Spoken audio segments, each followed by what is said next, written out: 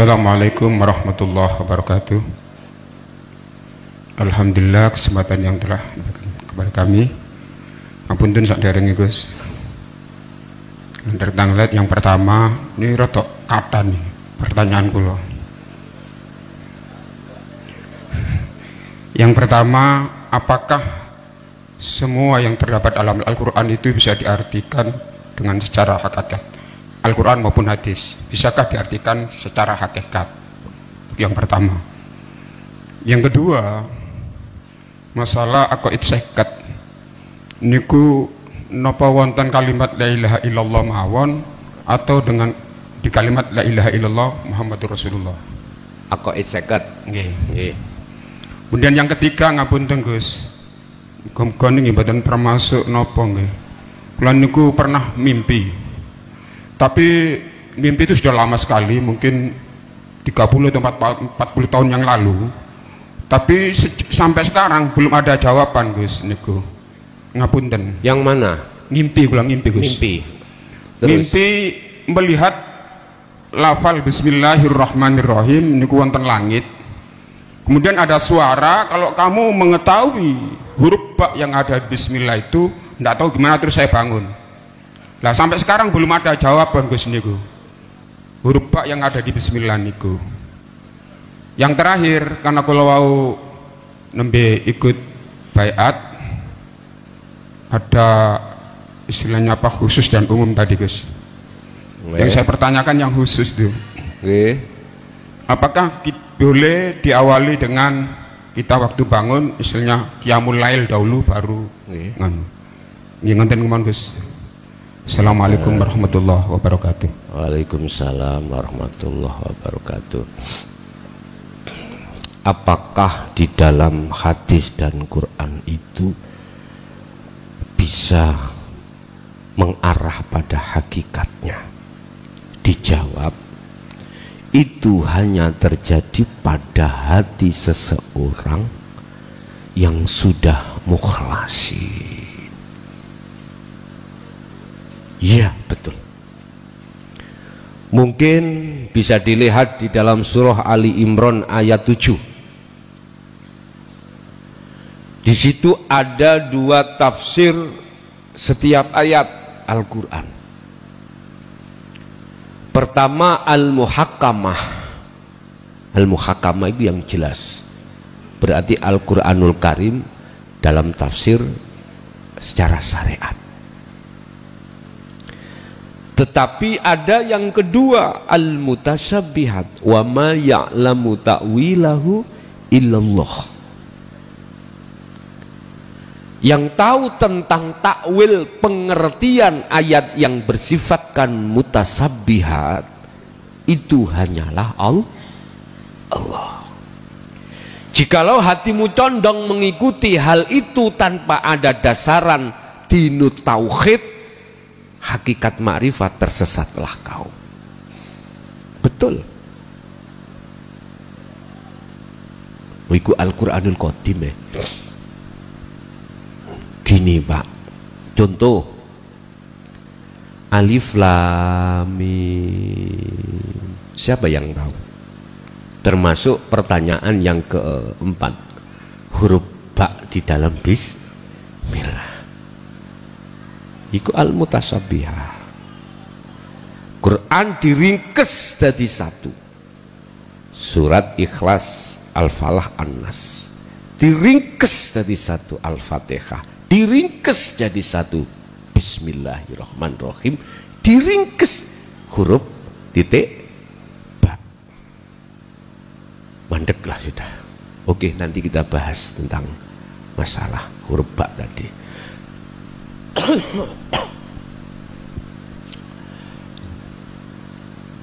Jadi benar, setiap ayat-ayat di dalam Al-Quran itu mengandung pengertian secara hakikat. Oke, contoh mohon, Alif Lam Mim al-muradu bihi ilallah, asyai' ilallah.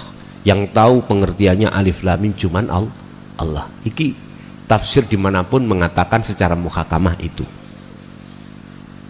sama.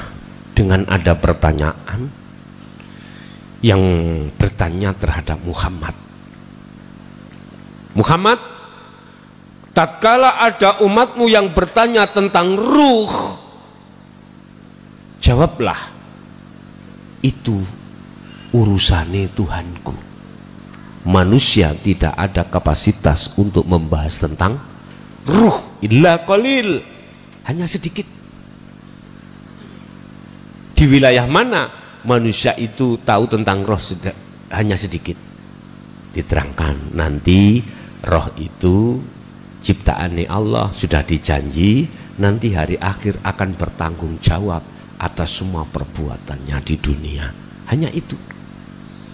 Kerana Nur Muhammad, kerana Ahadiyah memfanakan, menafikan ruh, itu urusannya Allah. Jawaban Muhammad, hal itu urusan Tuhanku. Dengan ayat inilah dijadikan sebagai dasar kita orang syariat, manakala ada orang yang membahas tentang ruh dikatakan sesat. Gitu? Allah ya Karim. Sound system salon sak ini katai. Jangan dikira iku suarane speaker, bos. Suara yang muncul di speaker itu adalah suaraku. Andai aku gak berkata, sound systemnya njegideg, gak percaya.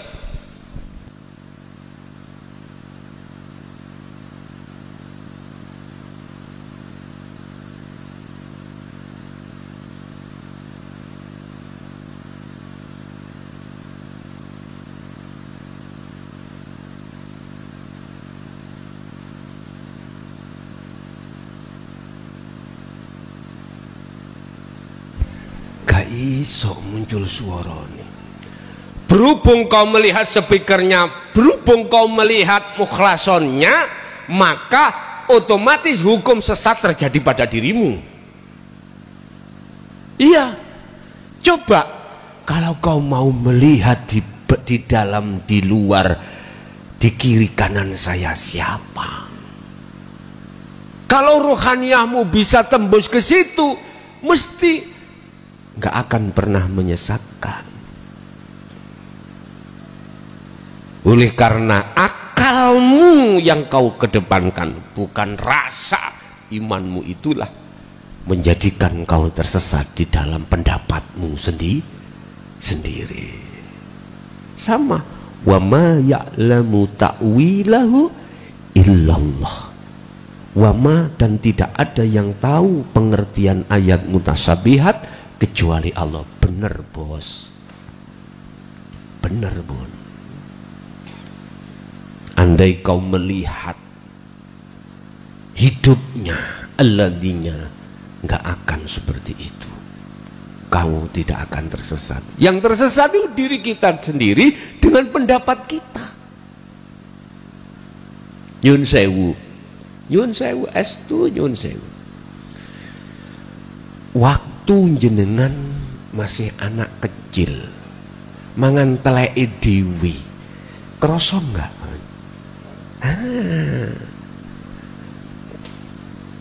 Disitulah Anda. Kita tidak terasa kalau kita sendiri yang jatuh pada lubang yang kita buat. Kita mengatakan bahwasanya fatwa yang disampaikan tentang ruh kita anggap sesat, sesungguhnya kita telah membuat lubang untuk kita sendiri. Nggak bisa Pak, ruhaniyah jenengan itu bisa tembus kepada alladzi dalam diri saya, nggak bisa. Nggak bisa. Akhirnya sampai kapanpun ya menolak ajaran yang mendidik ruhaniyahmu itu untuk melihat Allahnya, pasti kau tolak.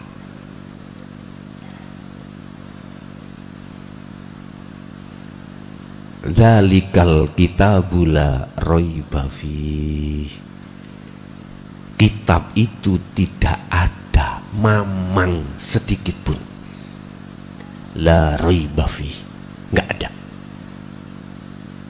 Justru kitab iku hudal lil muttaqin. Tidak ada mamang sedikit pun bagi siapa, dan menjadi petunjuk bagi siapa? Lil bagi mereka yang bertakwa. Siapa yang bertakwa? Merekalah yang ruhaniyahnya itu wajahnya jatuh terhadap alladzi. Itu yang disebut takwa di situ. Enggak melihat status zahir, enggak.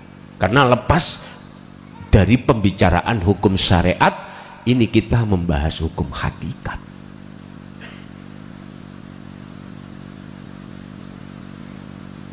Terus sifatnya mutakin dijelaskan.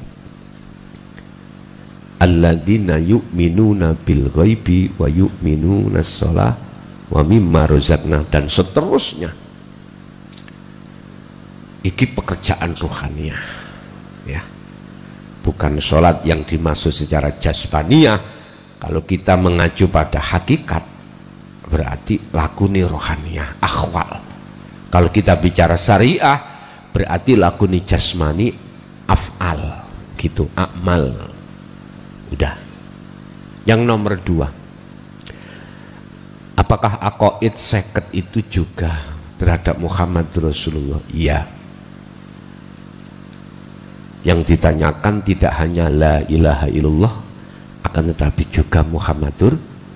Karena aqaid seket itu ada sifat wajib dan mukhalnya Rasulullah, para rasul. Ada sifatnya jaiz, sifat jaiznya Rasul. Diterangkan semuanya di situ.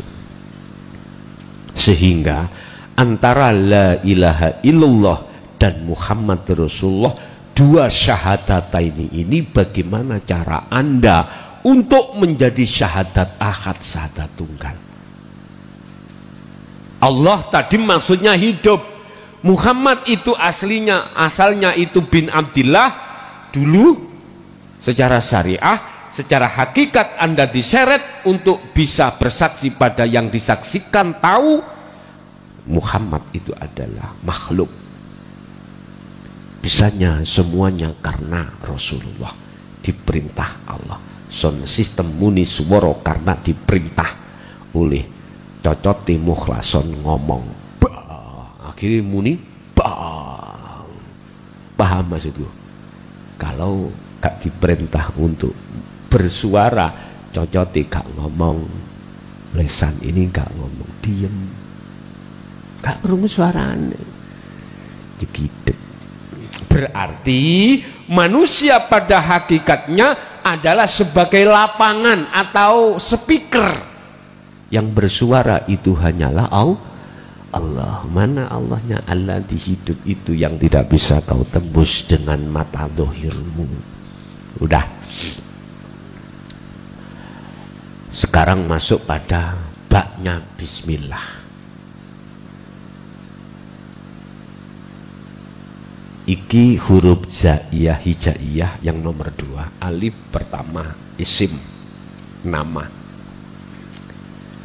Maksudnya nama itu Anda harus dituntut untuk mencari yang memiliki nama. Bak sifatnya bakok, kekal. Anda akan bisa sampai ke kekekalan, harus tahu siapa yang memiliki nama Allah. Baru bisa kekal. Berarti maksud daripada bak bahkan titiknya, posisi Anda sudah nafi, isbat bos. Sudah sampai proses tahali tajal. Itulah proses Anda tiap saat dan waktu berzikir. Khususnya sirul asr itu proses nafi, isbat, itu proses tahali ke tajalli. Kekal. Jadi lah sapa sing duweni sifat kekal? Ya sang maujud iku. Nama Allah mana? Gak ada. Nama roh nggak ada. Nama Nur Muhammad nggak ada. Terus nama apa? Ya sak takoni antara saya dengan kau jenenge apa? Ayo aranono. Nggak bisa, Bos. Tapi rasa dirimu tidak bisa kau bohongi. Nggak bisa kau bohongi. Laisa kamitslihi syai'un. Ya ini. Dan ini juga ada di dalam apa iki? Kelapa, di dalam, di luar, di dalam. Wah, ya wis tanpa batas. Niki biyen ini dulu didamel guyon Rego Sukmo. Damel dulinan, maling keluring. Arti tembok tembus. Karena di dalamnya juga ada Allah. Wis aja kepingin ana ngono, yang penting ketemu. Nah lho, wis urusan iku kok apa jari, gitu loh. Wis. Dadi bak iku sampean dadekno al. Bisanya ketemu, maksud daripada titik bak di situ adalah al-ma'rifat. Berarti bukan bismillah dengan menyebut nama Allah, enggak. Al-ma'rifat itu syaratnya Anda harus nafi isbat dulu. Artinya udah dalam hatimu sudah iman terkait selain Allah hilangkan dari segala hal yang apapun baik di dalam maupun di luar dirimu, makhluk apapun tiadakan selain Allah yang berperan, tiadakan. Baru kalau itu sudah selesai isbat, kamu imanmu akan tetap hanya pada Alladzi di situ. Yaumul Lail terakhir boleh jenengan langsung teng mriku, gak kadek wasilah, gak kadek macam-macam, langsung duduk berbaring atau piye, langsung berjalan dzikir sir dan sirul asr, monggo. Kau tidur dulu dan kau tidak tidur terserah. Berbaring ataupun dengan duduk, dengan sujud terserah. Di situ tidak harus diatur, harus duduk begini. Enggak. Kalau diatur dengan duduk, bagaimana yang punya dengkek? Ya, bisanya berbaring, ya berbaring.